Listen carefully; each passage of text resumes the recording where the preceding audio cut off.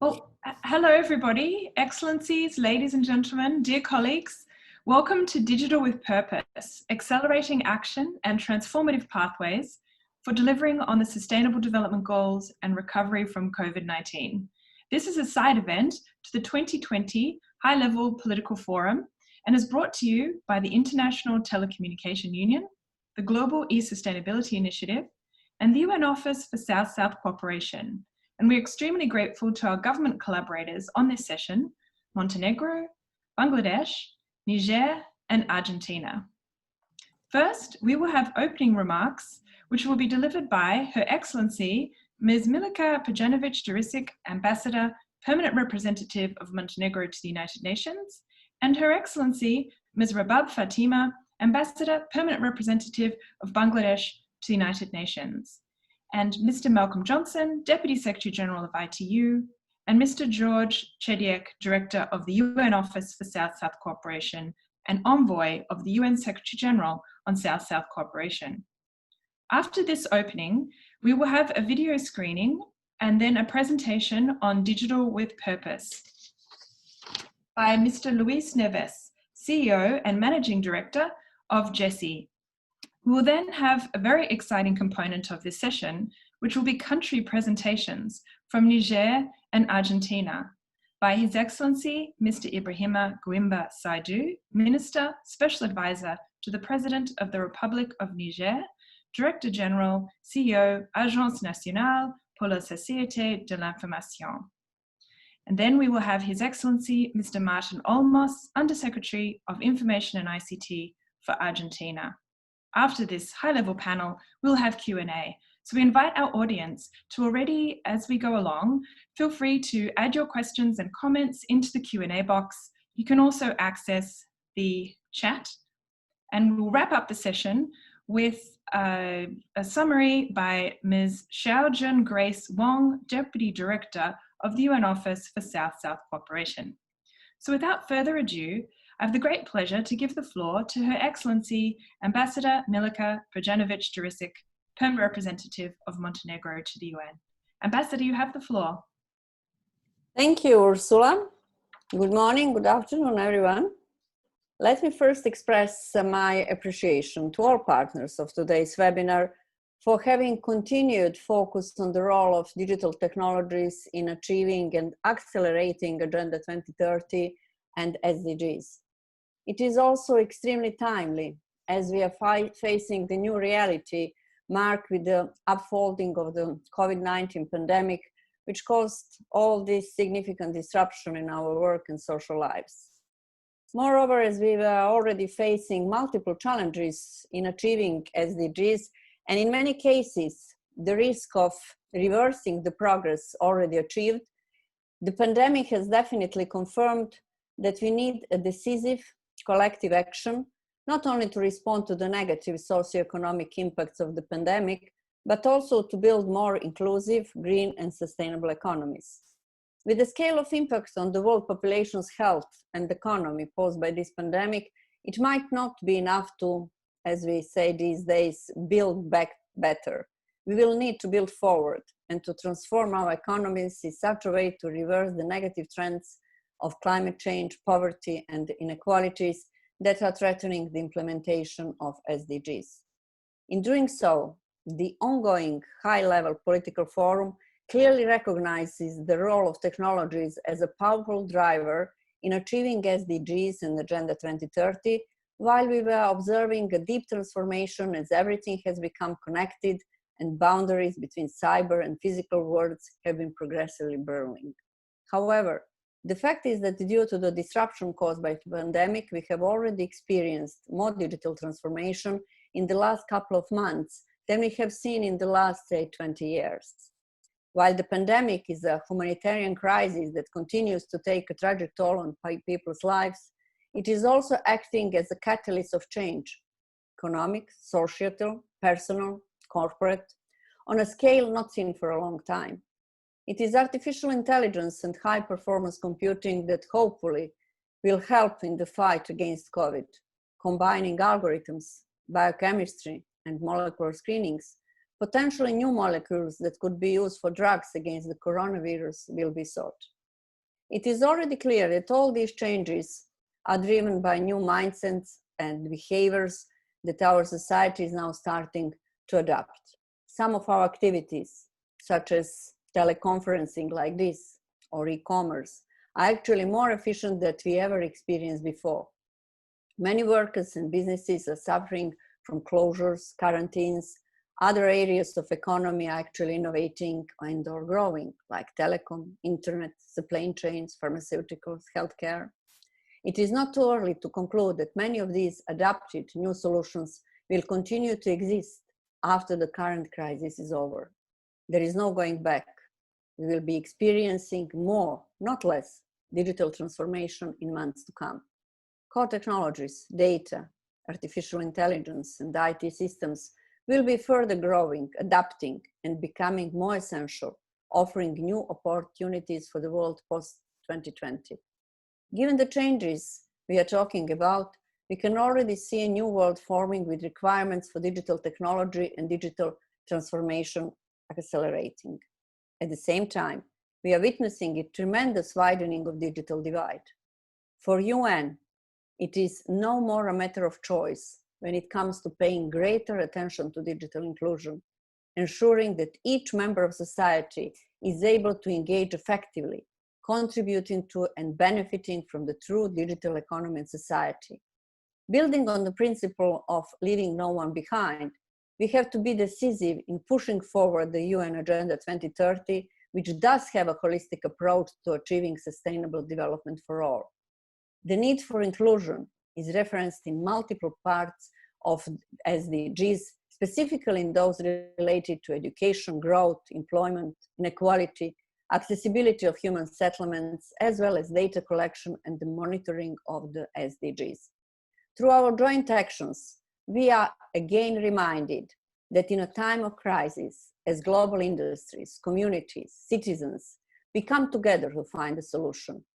It is about humans and technology together for the greater good. Therefore, UN has a particular responsibility in bringing us all to work together on ensuring better connectivity, digital capacity building, and adequate governance.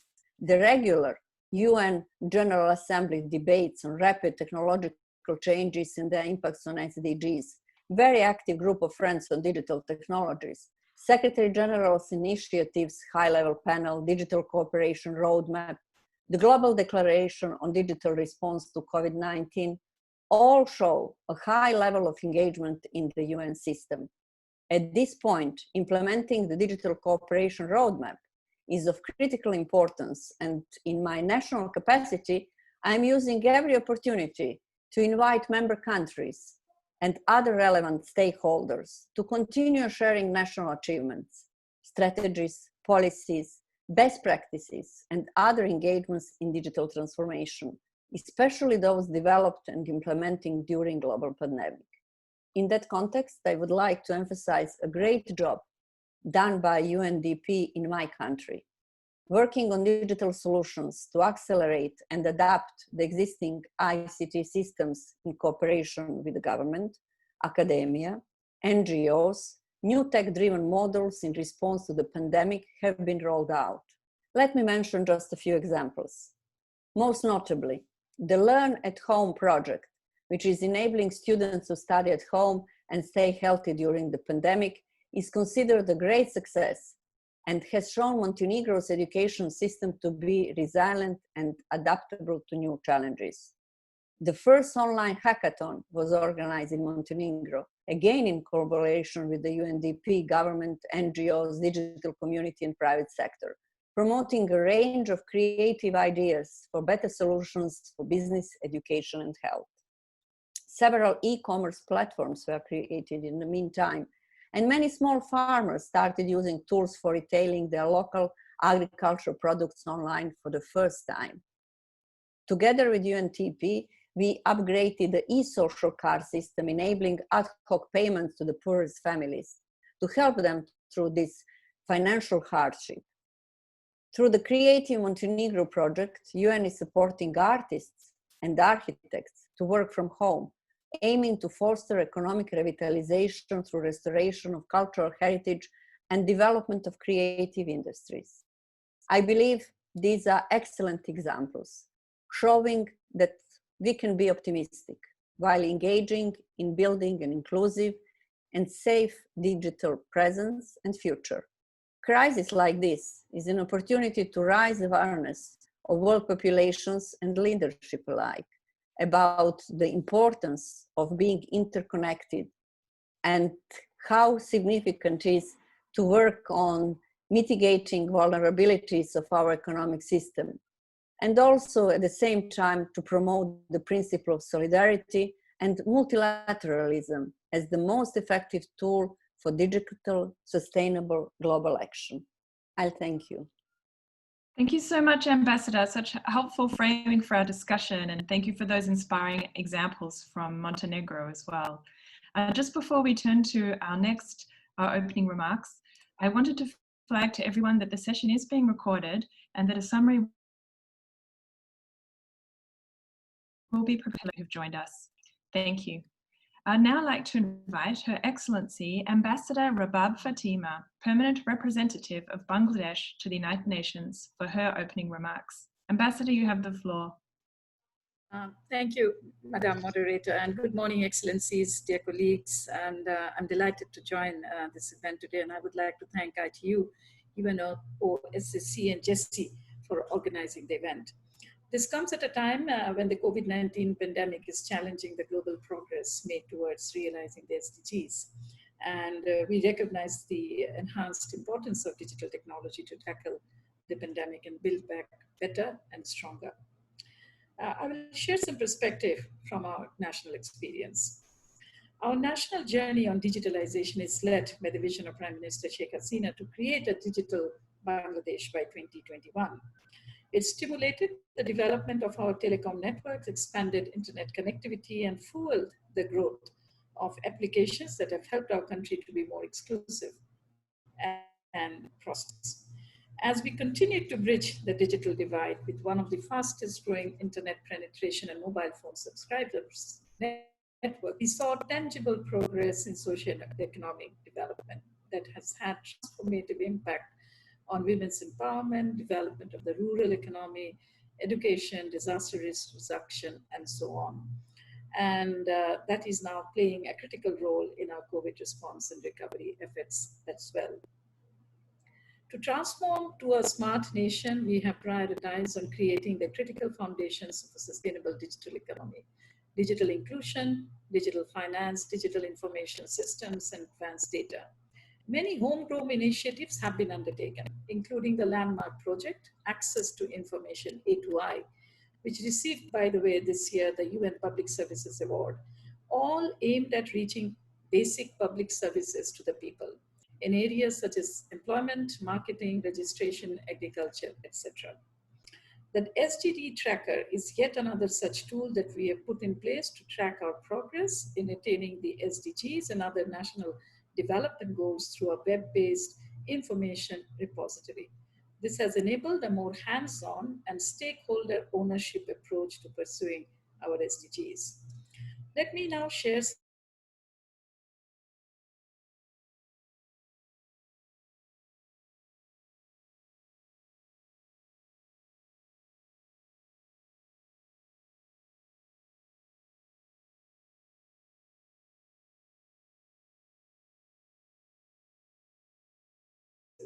our investment and advances made in the digital infrastructure, especially making digital services more accessible and affordable, is proving to be effective in delivering much needed health and education services and social safety assistance during the pandemic, especially in reaching out to the marginalized section of our society.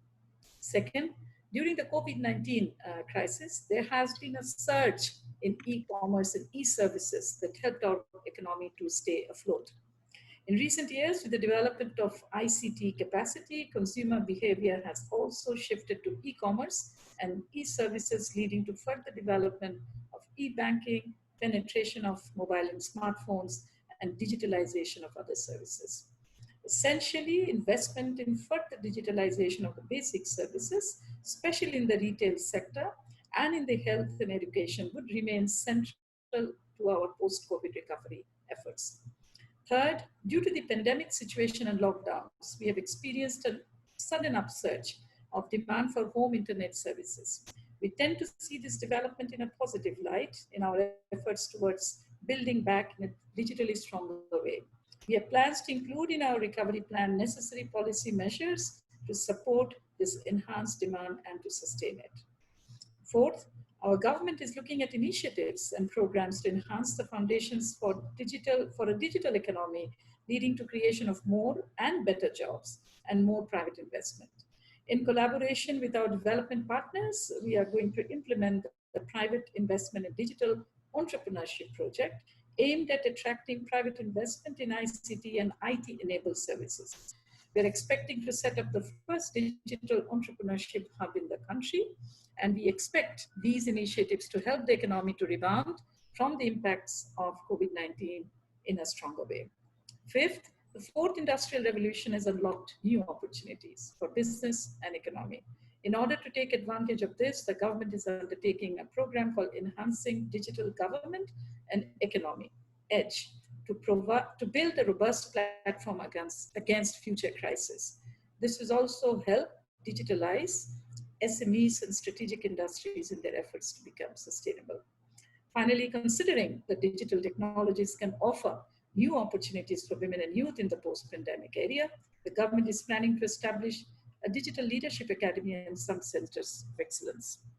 Excellencies, dear colleagues, despite these progresses and our efforts and investment, we recognize that there are still many challenges and we are yet to achieve universal access to internet.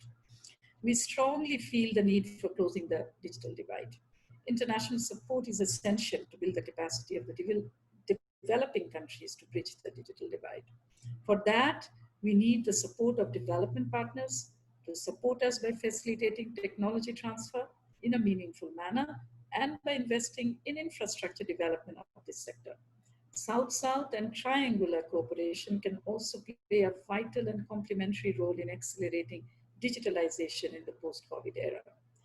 Bangladesh is currently leading 3 platforms, namely the South-South Network for Public Service Innovation, Alliance for Asian Apprenticeship, and the South Asia Civil Registration Network.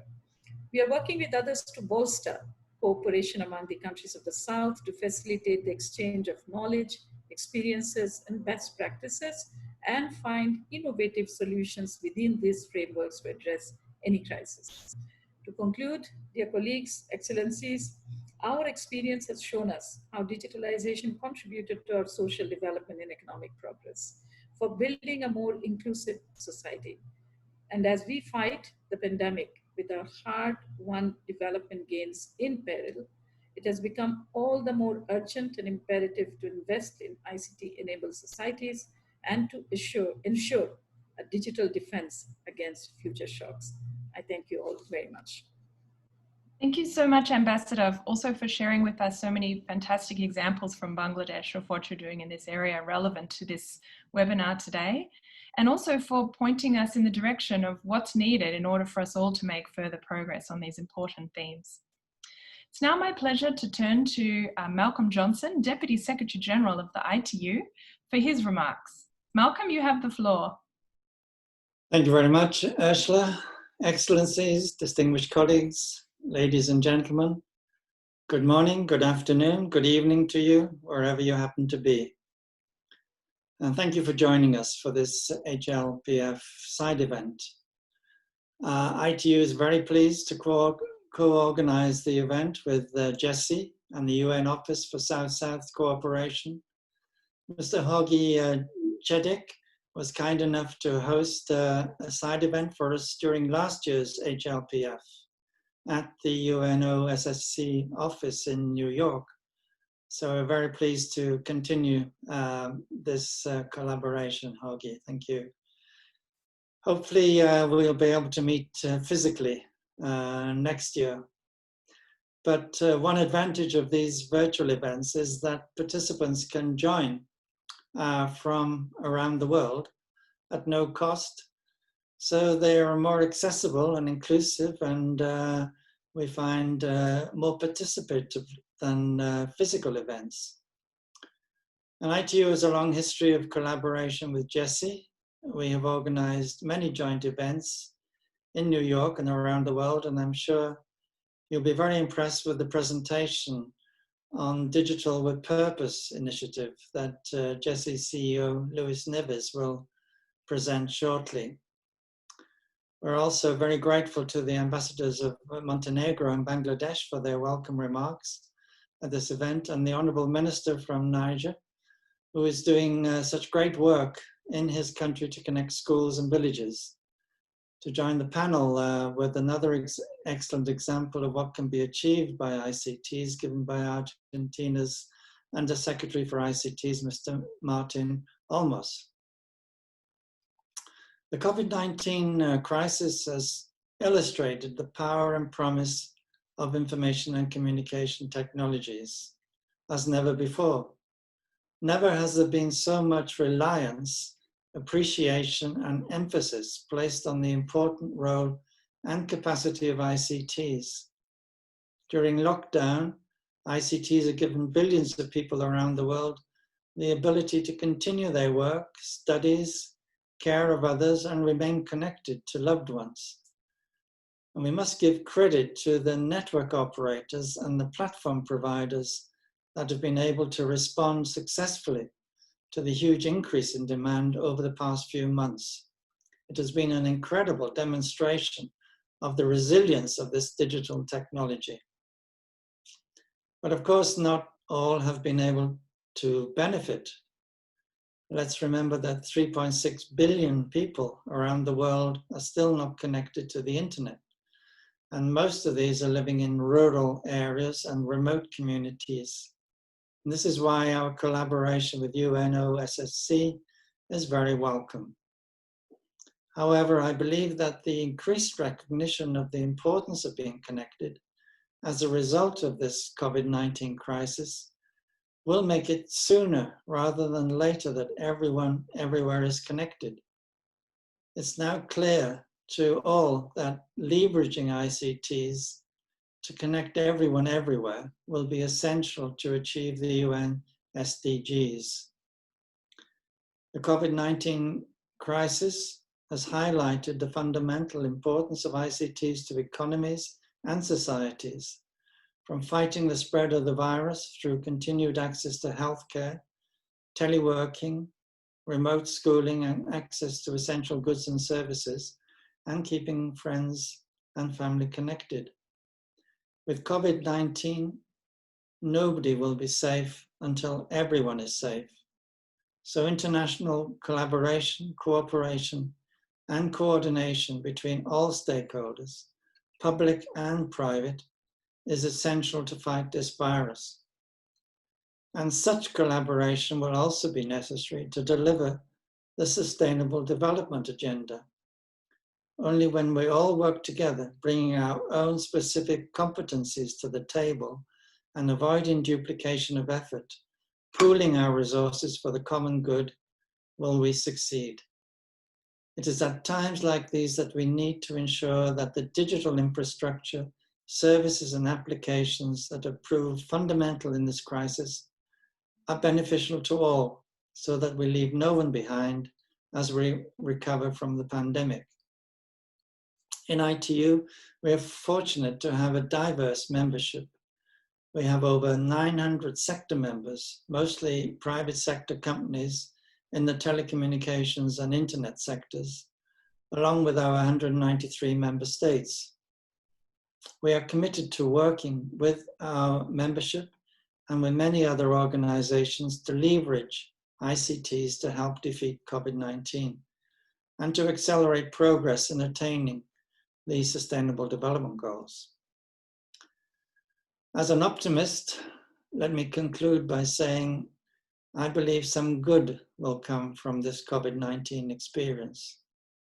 It has brought home to everyone the tremendous benefits of digital technologies to transform our economies and lives for the better and create a more sustainable world.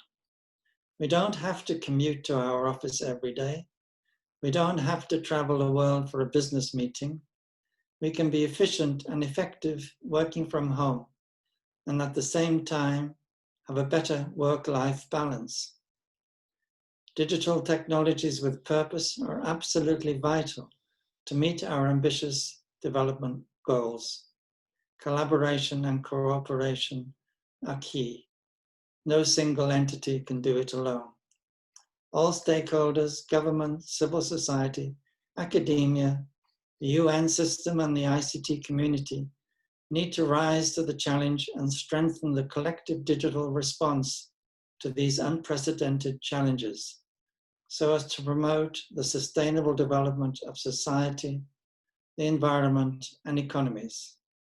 Thank you for joining us at this event, and I wish you a very enjoyable and interesting session. Thank you very much. Thank you so much, Malcolm. We'd now like to invite Mr. Jorge Chediek, Director of the UN Office for South-South Cooperation and Envoy of the UN Secretary General on South-South Cooperation, for his remarks. Jorge, you have the floor. Thank you very much, Ursula. Excellencies, the permanent representatives of Montenegro and Bangladesh, Malcolm from ITU, friends, colleagues. As Malcolm said, last year we had an event in our office during the high-level political forum, and we were planning a similar event this year. Actually, our room is reserved. I was checking the record, and the room there is empty. So as you said, Malcolm, we hope that next year we can meet there and continue this discussion, reflecting on how to make further progress, but also taking stock of the progress we will achieve between now and then. And progress we need to achieve. Last year, we had the United Nations Conference on South-South Cooperation that took place in Buenos Aires in March of 2019. And that conference relaunched and revalued the importance of South-South and now triangular cooperation if we are to achieve the global goals. And among the topics where a lot of emphasis was put by developing countries was the importance of the transfer of technology, the transfer of know-how by both developed countries and also among developing countries. And in that context, ICT, communications technologies play an essential role among that can be shared because they can make a qualitative difference in the development process. We have already some examples of the South. If we remember, digital payments started in the South by countries that left the telecommunication traditional change and went from nothing to mobile and took the opportunity to introduce new technologies. And some countries in the global South, and I'm pleased that I was preceded by the permanent representative of Bangladesh, have shown that the incorporation of technologies to the public sector can make a fantastic difference in the quality of lives of the populations. It is really remarkable, and invite all of you to review the example of Bangladesh, which is really remarkable. Also, I look forward to studying the examples that were mentioned by the permanent representative of Montenegro that also sound extremely interesting. And we need to do it because, as it was implicit in all the presentations before, the adaptation of and the incorporation of advanced ICTs is absolutely essential in today's world. And as you, Malcolm, said, 50% of the population still do not have access to internet. Many of that 50% that have access do not have broadband or high capacity internet. And among least developed countries, less than 20% of the population have access to the internet. So therefore, there is a massive effort, as you mentioned, Malcolm, that is necessary if we are to strengthen the infrastructure and strengthen the access that is critical if we want the whole world to take advantage of the potential of these technologies. COVID, as all of you mentioned, made this challenge even more urgent. Because of the measures we had to take of social isolation and limitation of travel, we are having this meeting here instead of our office next to the East River, and instead of having the bustling building of the UN with elevators with 8 other people, we're doing it from our isolation, but the technology allows us to be together. And as you said, people from all over the world can be participants of these exchanges, and like when we do it physically. So we have to find the right balance between the reincorporation of the physical contact with continuing to exploit the potential of this type of remote communication that has exploded, and thanks to the providers that were able to expand the infrastructure for that. But as I said, COVID made it more urgent. Many professions are probably going to be structurally transformed because the movement towards telecommuting will probably be incorporated structurally in the redesign of these positions. At the same time, we have to think that many positions cannot be subject to this reformulation, and we have to find a way also that those professions that are not directly beneficiaries or affected by this can also derive some improvements in their efficiency, efficacy, and the contributions for the people who perform them. So that is a pending challenge. Also, we have had a massive expansion of telemedicine that, if you recall, in many countries, it was heavily resisted because of many reasons, from legitimate reasons of the importance of personal contact for diagnostic to some doubts about the efficacy or some even sectoral interests.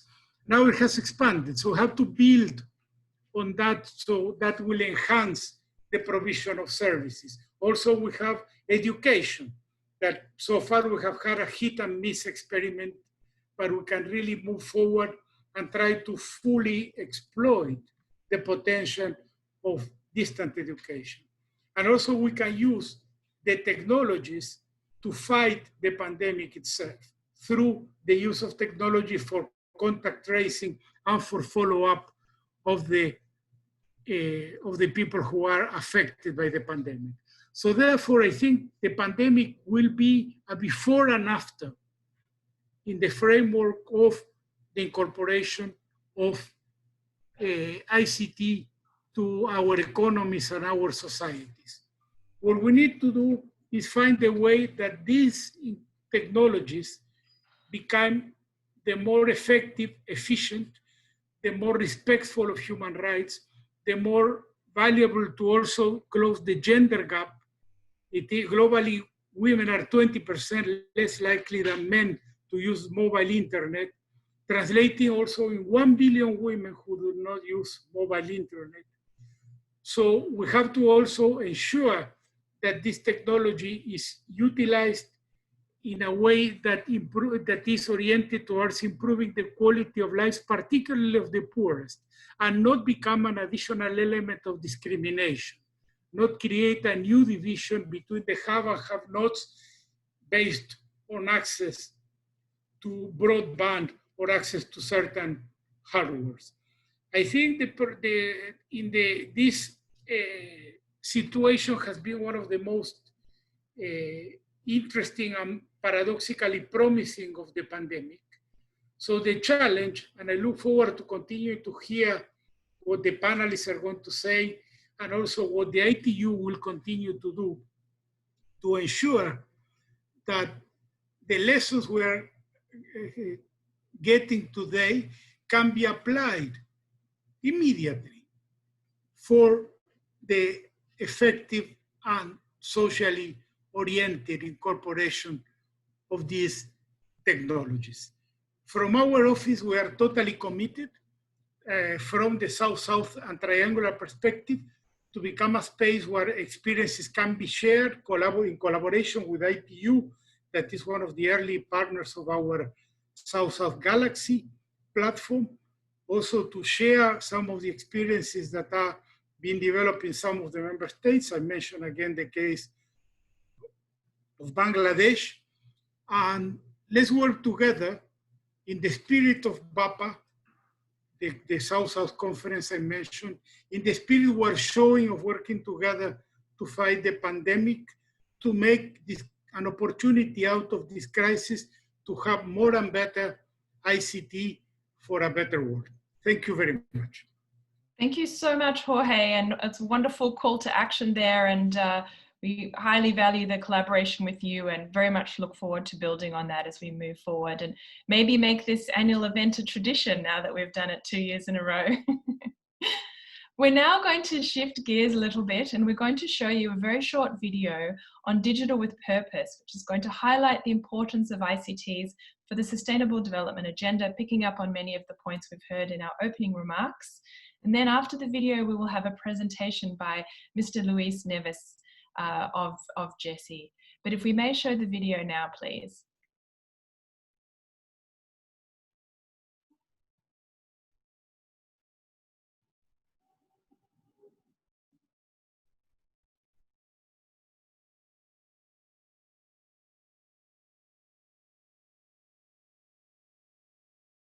Oh, I think the sound is not working. If it's possible to bring the sound in.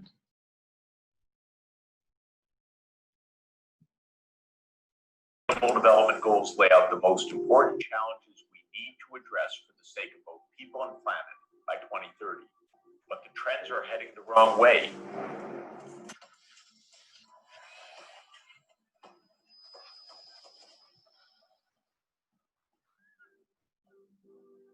Our biosphere is under threat from rising carbon emissions. Our society sees persistent inequality and lack of access to basic services. Our economy continues to drive the unsustainable use of natural resources. Businesses and organizations of all forms are increasingly expected to put societal impacts at the heart of what they do. It's no longer optional. It's a critical element of building long-term success. Digital technology provides part of the answer to these challenges. Nearly all aspects of daily life use digital technologies, and these technologies drive action for the SDGs in 4 ways. They help us to connect and communicate, opening up information, ideas, and opportunity. They help us to monitor and track the world around us so that our impacts are transparent and so that we can make targeted interventions. They help us to analyze vast swaths of information, optimize processes and procedures, and predict where we will need to intervene in the future. Finally, digital technologies provide an active bridge between the physical and digital worlds to augment human abilities and to automate systems to carry out activities on our behalf. In these ways, digital technologies are being deployed to all sectors of the economy and in all regions of the world to help address the 17 SDGs. But while we can expect digital technologies to make a positive contribution, without major transformations, the world will fall short in meeting most of the 2030 targets, and uncontrolled climate change threatens to derail all of our efforts. The ICT sector is well positioned to help lead the changes required to close the SDG gaps. The sector must play a leading role with its partners to stimulate the development and deployment of digital technologies to be more inclusive, finding ways to make sure that the benefits of digital technologies are felt in parts of the world that currently lack a digital infrastructure. More ambitious, leaning on existing examples of digital technologies that drive positive impacts to innovate to accelerate change. And more responsible, broadening commitments to make and use digital technologies in ways that do not do damage to our environment and that do not contribute to the climate crisis. The sector can further play a leading role in driving the transparency of impacts, drawing a clear and measurable link between our impacts in the world and our ongoing efforts to achieve the SDGs. But the ICT sector cannot achieve these changes on its own. Global transformations need a commitment from everyone, from governments, investors, and citizens, to an agenda that we call Digital with Purpose. This agenda calls on us all to recommit to the 2030 agenda, to call out our purpose and embed a commitment to our intended impacts in our key decisions, and to identify how digital technologies can help us maximize our contributions to the SDGs. Only by working together through partnerships can we shift the world towards a sustainable future.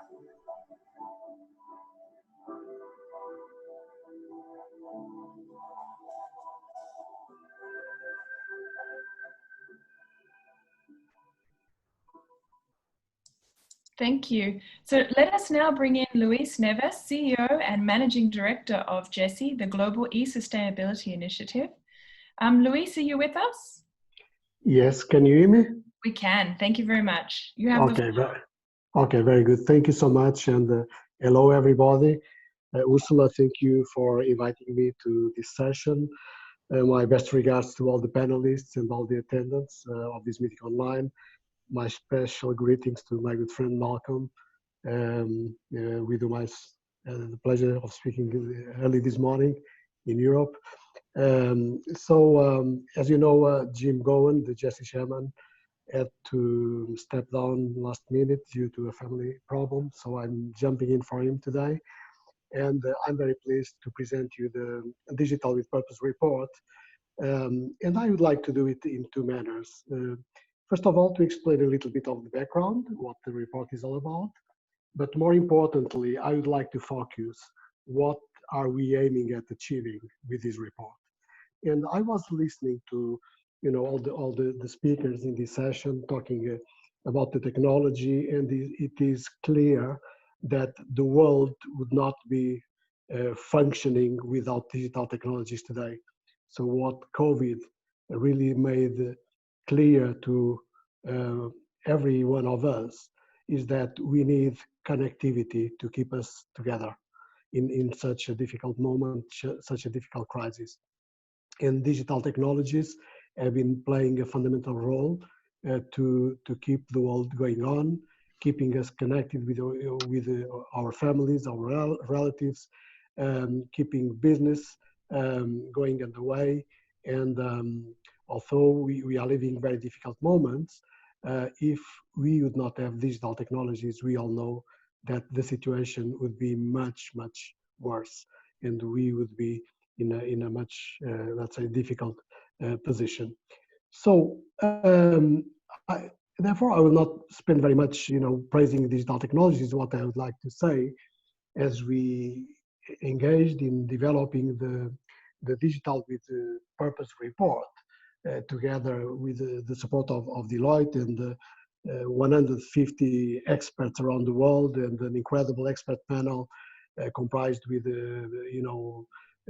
people like Professor Jeffrey Sachs, Malcolm himself, Georg Kell, Werle van der Velde, and many others that helped us to drive this report.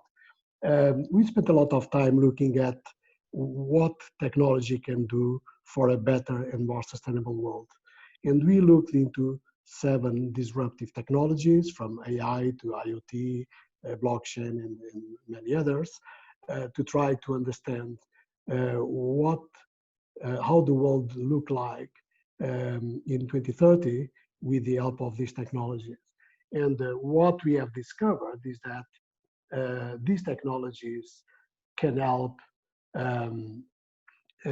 to impact 103 of the targets, of the 169 targets that comprise the 17 SDGs. 22% of them will be impacted in a positive manner, and these technologies will stop or mitigate the downward trend by 23% of them. And this is an amazing result that technology or digital technologies can provide, but this is not enough. We know that we need to do more, and the digital technologies is not being about all good. So there are many things in the digital world that we need to address. And when doing the report, we came up with a couple of what we consider to be the key messages of this report. One being there is an urgent intervention required because our biosphere is in danger. We are seeing negative impacts in our society.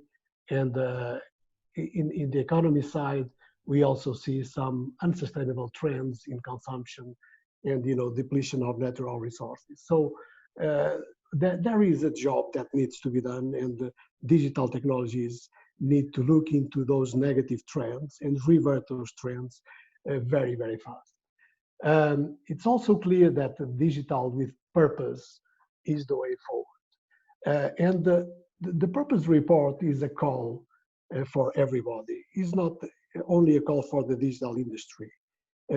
All of us, we need to have a purpose, and our purpose should be, according to our report and in our discussions, our conclusion was that we all need to recommit to the 2030 agenda. This is not a one-man job. This is something that we need to do all together. And we need to embrace the technologies. We need to be transparent. We need to cooperate, to collaborate. And then, of course, we need to harness the power of these digital technologies to leverage on its potential. And so the role for the ICT industry here is really to lead on these universal commitments. We are in a position to do that job. We have the companies, the business around us that is fundamental to drive a positive agenda. But we need to do that, and I already mentioned that, in a very transparent way. We need to be clear about what we can do.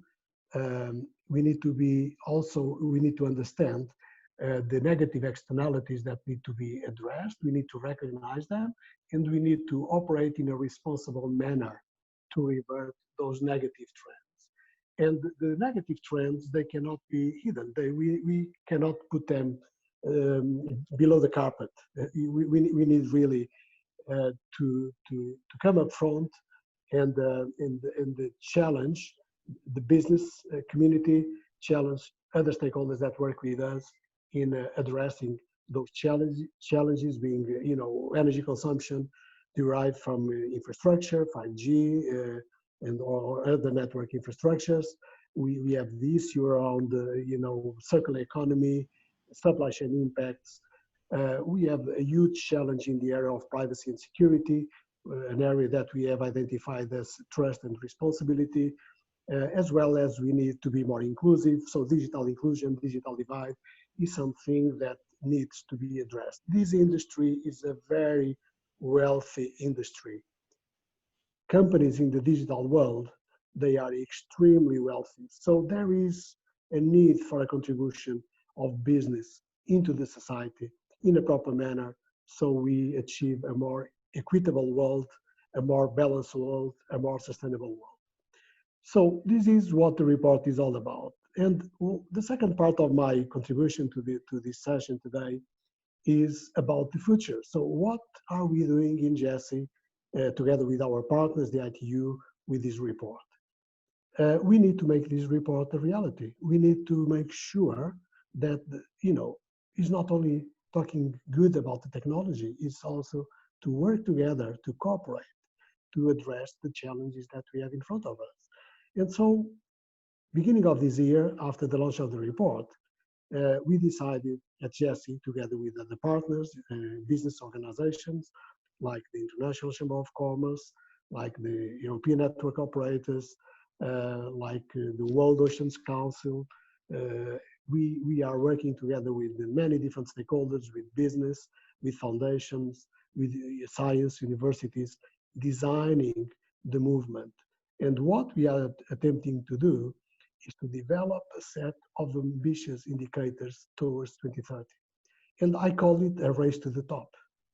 This is about an ambition that we need to put in front of us by saying, we want to make a difference by 2030.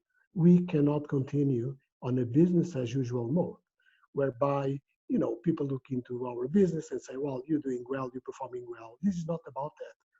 What we are attempting to do is developing a very ambitious agenda whereby we are identifying the key indicators related the areas which I mentioned to you, which are the critical areas like climate change, circular economy, supply chain, digital inclusion, and so on. So we are looking into all those areas. And the question that we are putting forward to our common work, our cooperative work, is that where should the world be in 2030? We need a better world. So digital can help to provide that better world, but that has to be done in a competition manner. So, and that's why we identify the movement as a race to the top.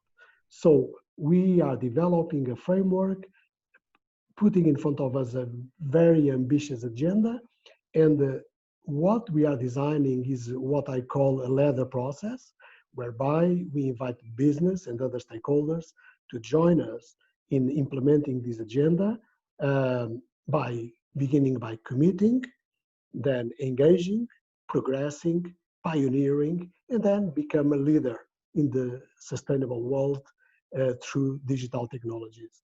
And this is our agenda. This is, as I said, a very ambitious and complex agenda. It's not something that will be easy to implement, but that's something that we do need to implement if we are expecting to have this world in 2030 as a better place where all of us will be living. Technology, artificial intelligence technologies are developing extremely fast. It's almost impossible to follow all these technological developments. It's very hard for any human being to follow what is happening in the world. So we need to step up as business. We are the ones that know what's going on. We are the ones that are part of these developments, of these innovations. Therefore, we need to be transparent. We need to be honest. We need to abide by very high ethical standards.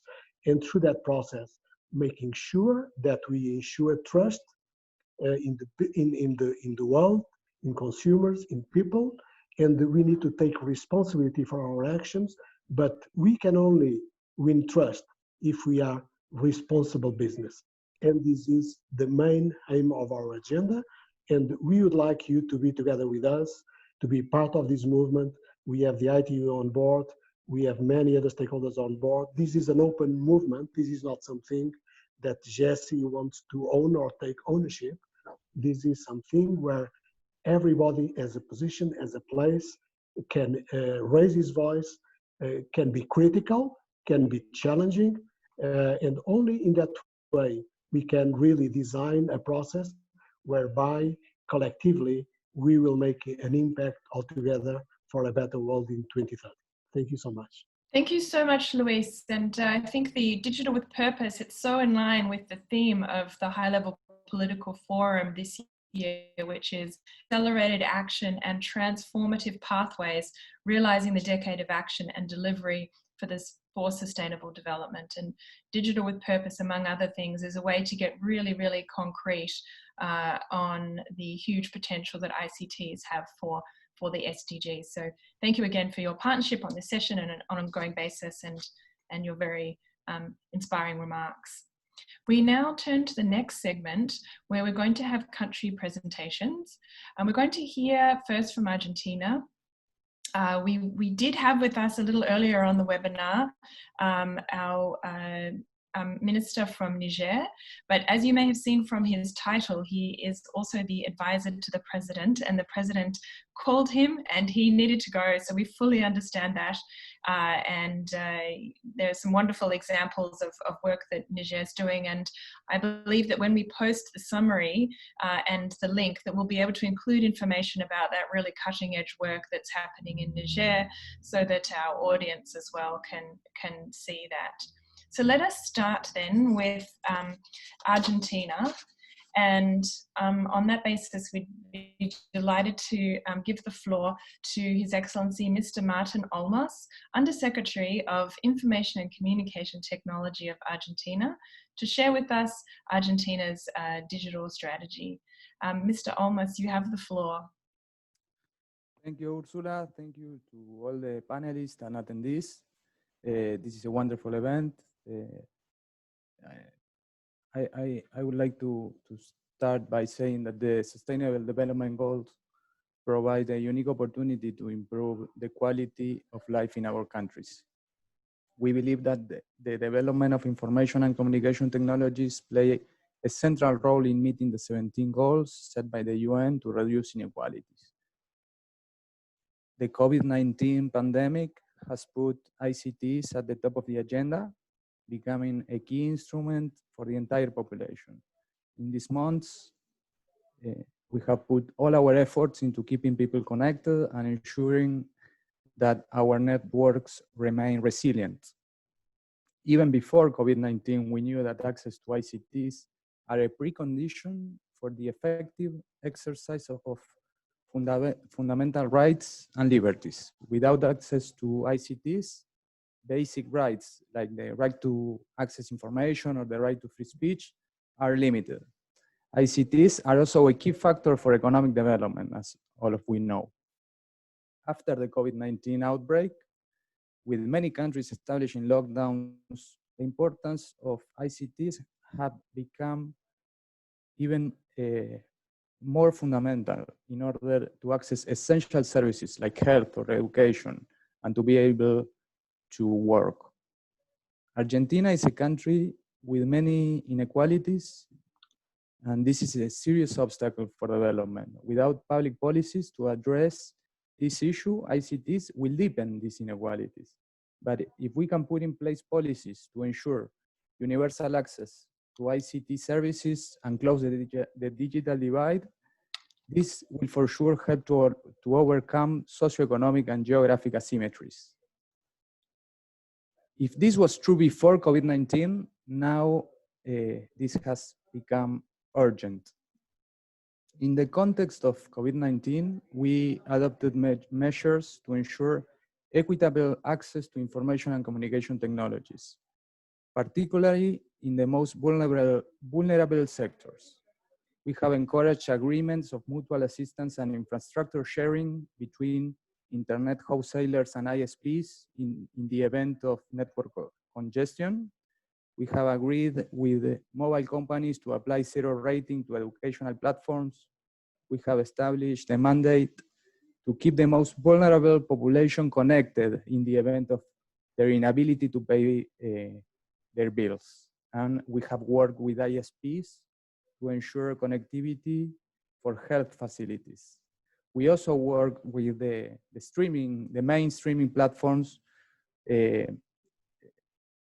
to lower the bit rate in order to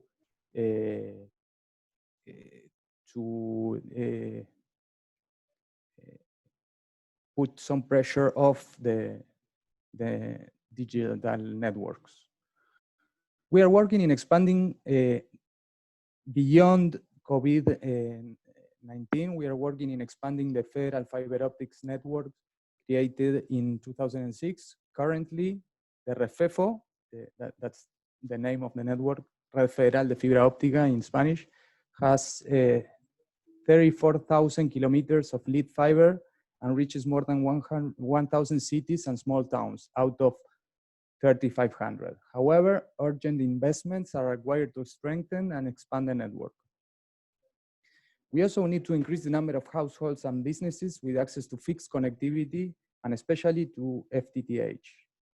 From above 14 million households today, there are only 8.8 million fixed broadband connections and only a little over 1 million have FTTH. To improve fixed connectivity, we're implementing specific programs funded by the Universal Service Fund and working together with state and local governments. In the same line, we need to double our efforts to increase the deployment of 4G mobile networks. In Argentina, 79% of the population live in cities with 4G coverage. However, ours is a country with high geographic asymmetries, as I already mentioned, which means that big areas of the country and many small towns lack coverage of such services. We are committed to increase the deployment of 4G networks as a previous step toward the incorporation of 5G in our country, a scenario that will allow more people to have access to high quality connectivity. We are very aware that there are some parts of the country that cannot be reached through terrestrial connectivity, and we cannot leave those places behind.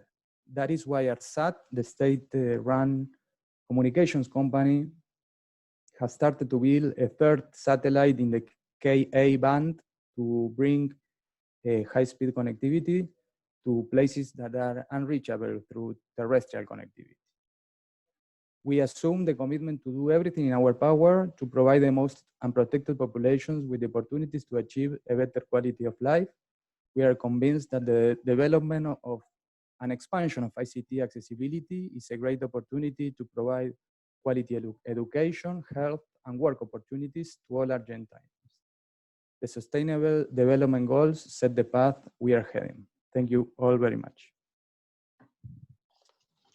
Thank you so much, sir. It's so helpful and very exciting to hear about the initiatives that you have in Argentina.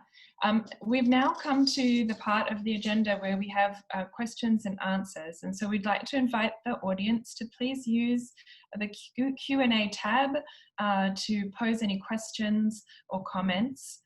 And I would like to invite my colleague, Mario Castrogrande, who has some questions, I believe, already. Mario, would you like to share the questions? What we thought we might do is share perhaps 3 questions and then come back to the panelists to answer as relevant to their expertise. And then we could take another round of questions, time permitting. Mario, are you there? Yes, thank you very much, Ursula, and we have received a few questions. Let me start by the one that reads, it's to acknowledge that digitalization has proven its instrumental role within these amid circumstances. However, there is always a risk coming through a deal of fraudulent acts, particularly regarding e-commerce. Having said, what are the main measures taken by the international competent organizations to prevent and deter such illegal wrongdoings? This is the first question. We also received another question that raised, the ICT industry could easily prove the truth of its admirable commitment to bridging the digital divide and the lack of transparency into the impacts within its supply chain if it provided free and uncensored ICT capabilities to the workers and communities that are impacted by its supply chain. Is it doing that?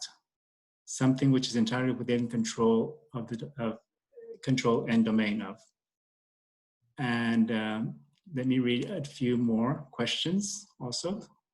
We received one that reads, we have heard some of the policies, measures taken in your countries to ensure that no one is left behind in this global digital transition we are going through.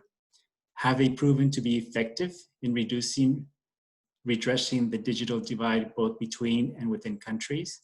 And what is needed to ensure that ICTs contribute meaningfully to improving the well-being and livelihoods of people, particularly the most vulnerable? 2 more questions, if I may. Maybe we should pause there. We can come back for a second round because those questions are quite comprehensive and definitely keep sending them in. But perhaps if we go back to the panelists now and they could respond to whichever of those questions is most relevant to them. Let's see. Who should we start with?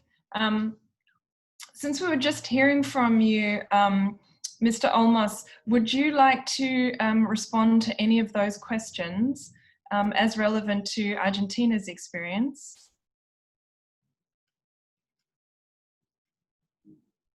Sure. Well, regarding the effectiveness of the policies put in place, you know, we are seeing good results. Of course, these policies have an impact, but we have to double our efforts. We need to put more resources. I think the COVID-19 crisis put, as I said, the ICT services at the top of the agenda. That means that you know, citizens in our countries are more demanding to the companies that provide the services and to the public officials that how to work to ensure that coverage and quality of services are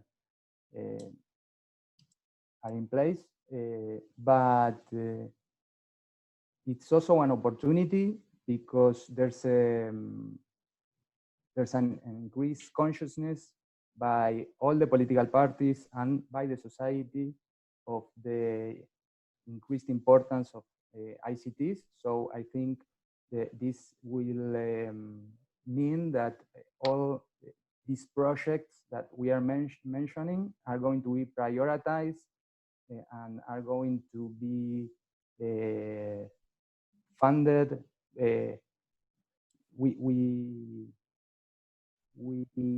We can see an increased interest in the in the international development banks, international development agencies, and also, as I said before, in the different political parties. So, as I said, these policies are important and do have an effect, but we need to do more. We need more of this to reach everyone. Thank you. Mr. Olmos, there was a question that just came in while you were speaking about where people can find more information about Argentina's ICT initiatives concerning the SDGs. Is there a website you would like to refer people to? Oh, sir, you are muted. Oh, sorry. Yes, you can reach our website. It's argentina.gov.ar, argentina.gov.ar, and you can also look for the website of ARSAT, the state-run communications company. That's arsat.com.ar, and ENACOM, which is the regulator. We are, the three pillars of the public sector that works in these policies. Thank you so much, sir. Next, Ambassador Bojanovic-Jurisic, would you like to express any views or responses on the questions that we had received?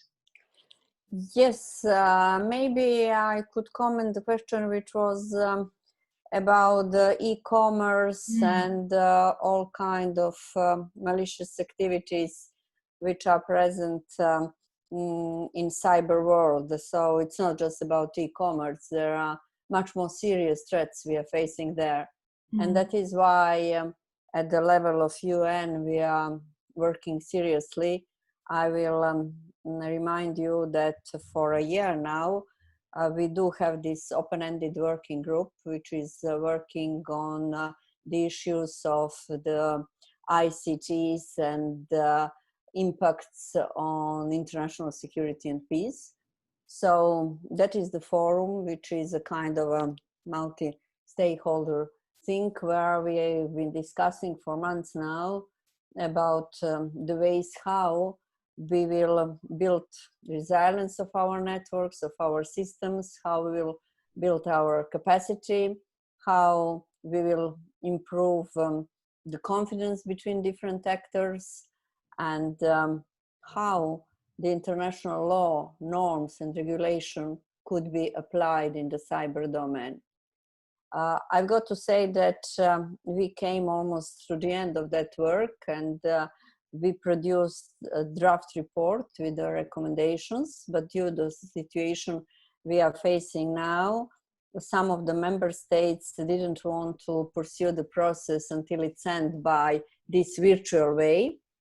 And they asked for the postponement until the time when we will be able to discuss it face to face, which means that there are certain recommendations there which are not actually of a kind to have a full consensus between the member states. What is, in a sense, again, signaling that there might be a slight problem. but that is something which already appeared while the group of government experts were also at the level of the UN. And somehow I believed at the very beginning when we started with this group that we will be able to overcome these kind of differences in the position of certain member states, but it seems it's not that easy. It's still not at the table. You wouldn't say so, but the fact that the publication of the report is postponed is saying by itself. But still, what I want to say is that is an issue we are all working a lot on, and actually I believe we will be working even more since we were facing some of these very serious things during even this pandemic, like those cyber attacks even on hospitals, which is something with a ransom dimension in it. So which is something we've got to work on how to overcome, and I would say how to apply all different technologies and techniques we are having in a way to make a kind of better resilience and to make a better deterrence also strategy present in the systems. Thank you so much, Ambassador. Malcolm, do you have any perspectives on any of the questions that we received? And if I can take the liberty of throwing in another one that just came in the door, since you are one of the champions, the champion on ICTs and climate at the ITU. Perhaps I could throw this one in there as well. We were asked if any panelists could provide more information or case studies about leverage of digital technologies to drive green recovery. Everyone's talking about building forward better, including from a green perspective. Malcolm, anything you'd like to contribute? Yeah, thank you, Ursula. Well, thanks for the question. You know, ITU has been participating in the climate change conferences now for about 10 years, really advocating the use of ICTs to reduce greenhouse gas emissions and to help people to adapt to climate change. Actually, we've been doing this very close collaboration with GeSI. We've had a number of the GeSI companies coming along to events at the climate change conferences. So I think that effort has really paid dividends, because when we first started, I recall about 10 years ago, you know, trying to talk to the delegates who were coming from ministries of environment about the benefits of ICTs. It took quite a while to explain what ICTs were. But now in the climate change conferences, that's well accepted. And I think during the COVID-19 crisis, we can see that, you know, pollution levels have dropped substantially. The air is clear in Delhi. So it just shows what can be achieved in terms of improving the environment through working more from home, reducing commuting, reducing all the pollution that creates, reducing the amount of international travel. So I really hope that we will learn from this experience, and we will be more sustainable in the future. In ITU, we're carrying on all our meetings as we did before, all virtual. And in fact, we found that they're more participatory than when they're physical, because more people can join them more easily. Don't have to travel to Geneva, the cost of traveling to Geneva, plus the cost of hotels in Geneva. So we get more people participating, and we find that the meetings can go quite quickly. People perhaps less keen to intervene and more keen to come to a conclusion. So so we've had some very good results from virtual meetings. The only problem is, of course, you know, the chats and the coffee break, when very often things can get sorted out in an informal chat and a coffee break. But then the platform we use, Interprify, does provide for private chats. so people can start a chat with a few other participants privately. So there's a lot to be learned, I believe, and hopefully we will come out of this more sustainable than we have done. And I'm glad to see the minister is back because they're doing a fantastic job in Niger with connecting the villages and connecting the schools. So glad that he's managed to satisfy the president and got back to be with us. I look forward to hearing his speech, his presentation. Thanks, Ursula. Thank you so much. So indeed, we're delighted to have back. Thank you so much. His Excellency, Mr. Ibrahim Gwimba Saidu, Minister Special Advisor to the President of the Republic of Niger, Director General, CEO, Agence Nationale pour la Société de l'Information.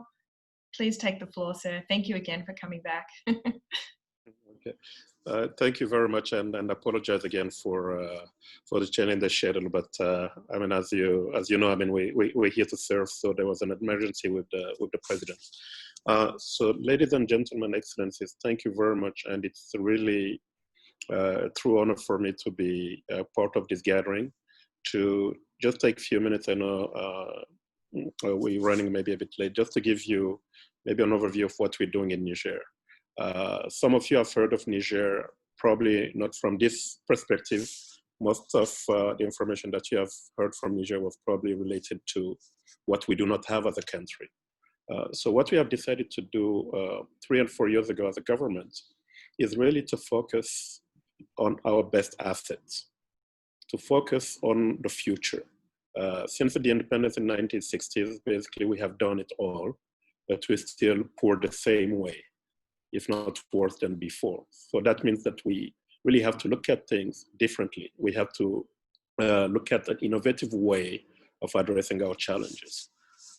We have decided to embrace technology for that. Niger is one of the largest countries on the continent, 1.3 million square kilometers with a low density of population. That's the only country on the continent that where the capital city has only 6-7% of its population. Usually, capital cities are quite large. That's not the case in Niger. And as I said, I mean, we have decided to embrace technology. We see it as a fertilizer. With the little resources that we have, we say, hang on, let's leverage that and let us have a whole of government approach to have an approach that is citizen-centric, that is service delivery-centric. And because we're the youngest country on earth, we can then bank on this future, on this youth, by enabling it, by scaling the population that we have. So that's what really Niger 2.0 is all about. There are 4 pillars. One is e-government. I'll just summarize it. Basically, what we want to do is to use technology to make government more efficient. We cannot drive this transformation if government itself is not digitized. I set a very high and aggressive agenda objective. We're trying to have a paperless administration by 2028. Before COVID-19, people were saying that it was crazy, but I think the last few months actually have proved the contrary. I think we can definitely achieve it.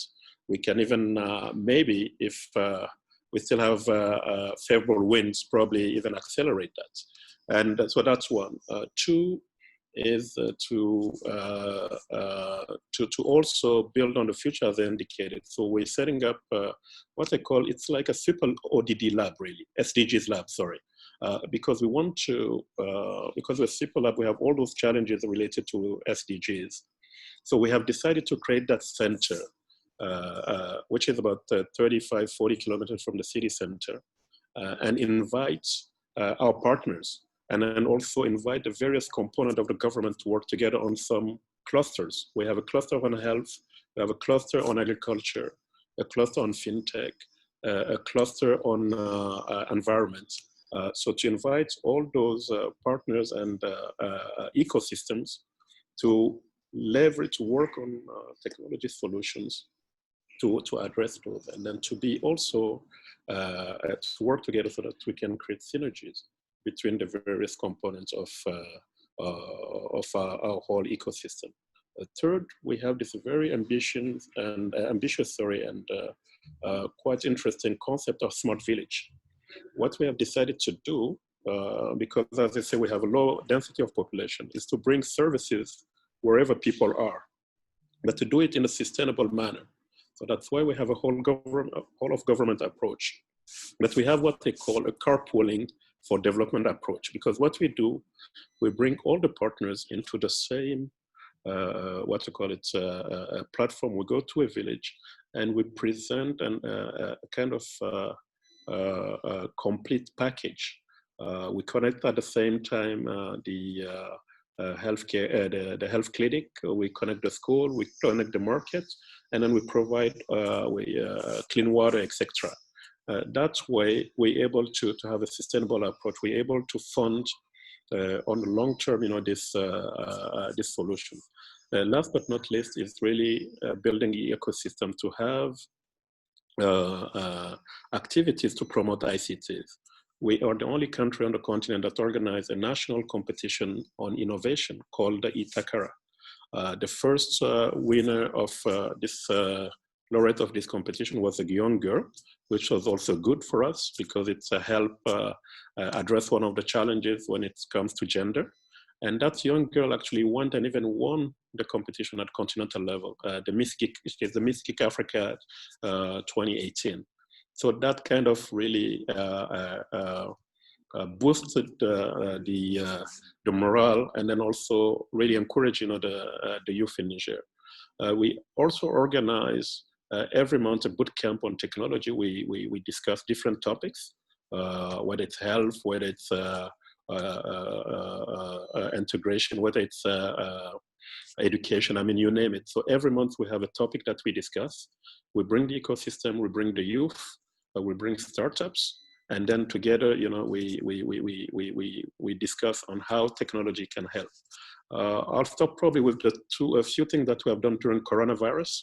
We launched an hackathon. I'll post maybe the site, you can go and see it. So it's a Corona hackathon that we organize. And what I have done, instead of government basically taking the lead, we say, no, we want to trust this youth. So I asked the startups actually to come up with the program, and I was just supporting, I was giving the credibility that was needed. I was also helping to get some fund, to get that done. And you'll be amazed and surprised by the type of project that actually we had. And then now we on implementation phases. I'll stop here because, again, sorry, I apologize for being late. It was completely independent of my, it's beyond my paycheck, but I hope that I've been able to give you at least an overview of really what we're doing in Niger, which is quite exciting. And I would like to invite the whole community to join us. We're ready to share what we're doing with the whole community. And maybe before I close, thank really to the UN agencies, in particular to ITU. Malcolm is here. He has been really a great friend of ours. The ITU has never failed us, and I truly appreciate it. So thank you so much. And we're open for business, as we said. And please count on us, leverage what we're doing, and let's try to see how we can work together on this common challenges that we're all facing. Thank you very, very much. Fantastic, Minister. Thank you so much for coming back and for sharing all these very exciting initiatives. At the ITU, we're just absolutely thrilled to work with you on many of these. And if there's a link that you would like to share, possibly in the chat, so our participants in the webinar can learn more about these really cutting edge initiatives, that would be fantastic. We can also post things afterwards. Thank you so much, sir. Now, before we wrap up, I'm aware, Luis, that you didn't have a chance to have a second comment or response on any of the questions. We are running short on time, but is there anything that you would like to add, Luis, perhaps in one, maximum 2 minutes before we have the closing? Well, thank you so much, Ursula. Very shortly. So Mario raised a couple of questions from the participants. I'd like to focus on two of them. because they are very much at the heart and at the core of the purpose movement. There was one on the supply chain and the transparency and the voice to workers. Supply chain is a very critical area that we need to address. We have been working in supply chain trying to make progress for the last 10 years. I must acknowledge that we have not done enough progress. So we need to change the way that we have been operating. We need to use digital capabilities, artificial intelligence capabilities to make sure that whatever we do in our supply chains becomes more transparent. And that's why in the context of the Digital with Purpose movement, we are designing a new framework with very high level requirements for companies to commit to. And so that's part of our process, of our challenge. And so I want to thank the participants for that question. The other one I would like to speak about is about also the one that I understood to be related with the digital divide and digital inclusion. It's extremely important that digital technologies contribute to make this world more cohesive and more sustainable. We have a role to play. We cannot only be seen as companies which are led by profitability. We need to understand that we have a role in society and that some part of those amazing profits that we make, we need to revert them into the society in public-private partnerships, in corporations, with governments, with different stakeholders, making sure that we play a role whereby we minimize the negative impacts that are moving around the world derived from climate change and other impacts. And we make really this world a better place for everybody. If we go through that path, I am sure that we will be much better and we will be perceived much better in the next 5-6 years. And this is the challenge up to in designing the purpose movement. Thank you so much, Luis. I'm now going to give the final word to Ms. Xiaojun Grace Wang, Deputy Director of the UN Office of South-South Cooperation. She's going to wrap up for us. Please, Xiaojun Grace, you have the floor. Thank you very much, Ursula, and thank you all the distinguished panelists and participants. It is a pleasure to do the summary. I think we have an excellent discussion today, and I heard from our discussions full of hope and determination. First of all, it is timely, and I heard from you to say that at this time, we are reflecting, we should not only be responding to issues, but focusing on the forward-looking, on the future. There's no going back, there is a future. So with that message, I also heard from you that this whole pandemic has presented to us a challenge, but also an opportunity to transform. It has transformed on the behavior level with new mindset and behaviors paving the way for such a transformation leveraging digital technologies. At the same time, while we all have the privilege to benefit from access to digital technologies and connectivity, we are fully and clearly aware of the digital divide and the actions needed. The divide is between the rich and the poor, between men and women, between people living with different abilities.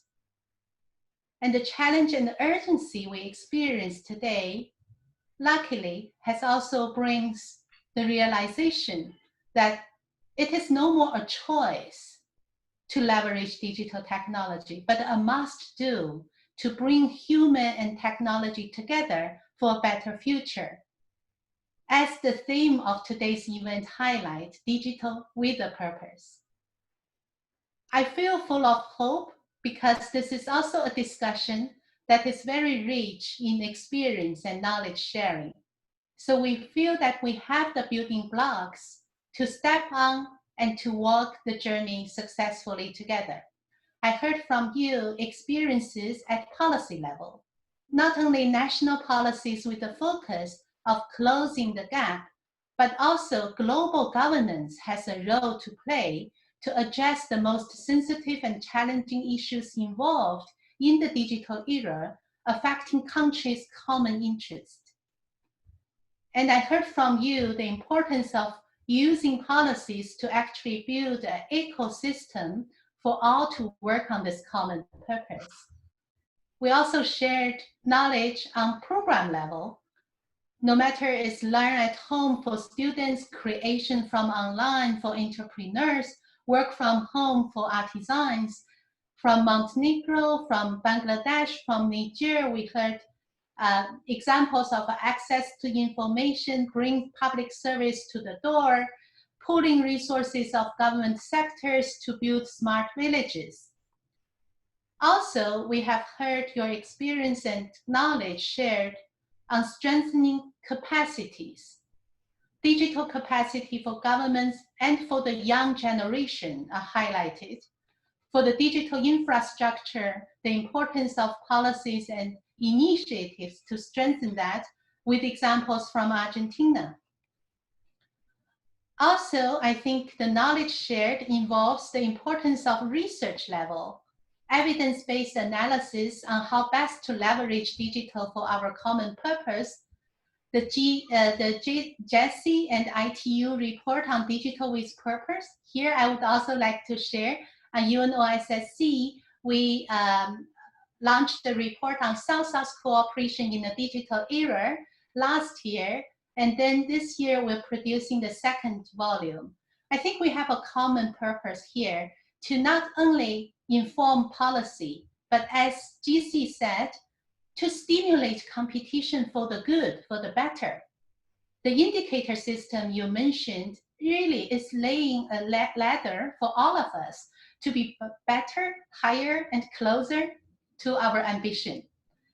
So lastly, I think this discussion has a strong, clear call for timely, decisive, and collective actions.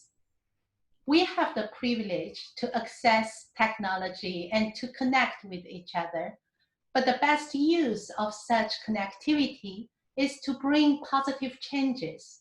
I hope together we can translate our words today and the ideas shared today into real action and act together.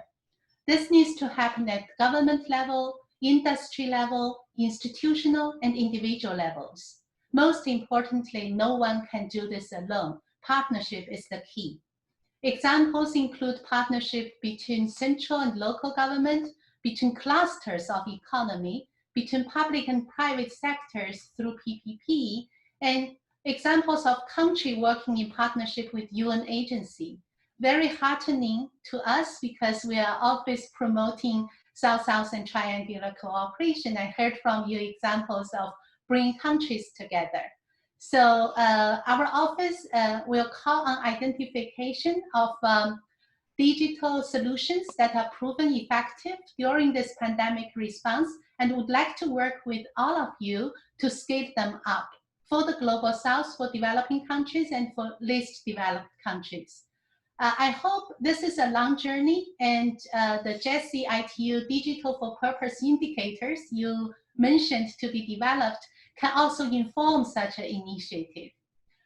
At the end, let me thank again our co-organizers, ITU, GeSI. Thank you, Your Excellencies, the permanent representatives from the countries, and the distinguished panelist speakers, all the participants. But a special thank you to the ITU team, Mario Castro, and the UNOSSC colleagues behind the scene, Shams Vanihani, Ansitung, and the Galaxy team, for their efficient, effective support behind the scene in organizing such a wonderful event. I thank you very much. And thank you for your beautiful summary. What a lovely note to end on. So we wish everyone a good rest of day, and let's continue together on this important effort made all the more important as a result of COVID. Thank you so much all. Thank you. Thank you. Bye. Bye. Bye.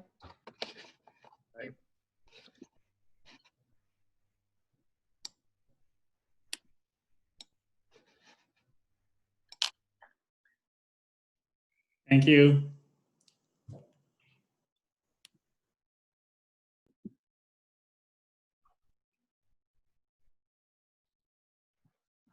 Have a nice evening, Malcolm.